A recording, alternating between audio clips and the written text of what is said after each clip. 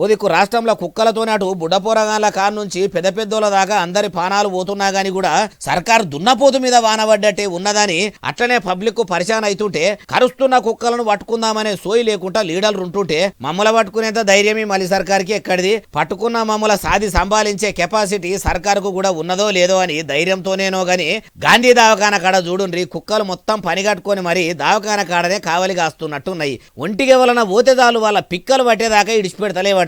ఎడనన్న కూసుదామంటే కూడా పాపమే ఉన్నదట. 4-5 కుక్కలు వచ్చి పబ్లిక్ ను భయపెడుతున్నాయట. అయ్యా సీఎం రేవంత్ సారు, మీరు 100 కోట్లు పెట్టుకుంటా ఫ్యూచర్ సిటీలు కడుతున్నాము, గ్లోబల్ రైజింగ్, గ్లోబల్ సమ్మిట్లు చేస్తున్నాము అనుకుంటా పెద్ద పెద్ద పేరంటాలే చేస్తున్నారు గాని మీరు ఫ్యూచర్ సిటీలు ఏఐ నగరాలు నిర్మిద్దామనుకునే హైదరాబాద్ పట్టణంలో గాంధీ దవాఖాన్ల కుక్కలు అడ్డగోలుగా ఉన్నాయట.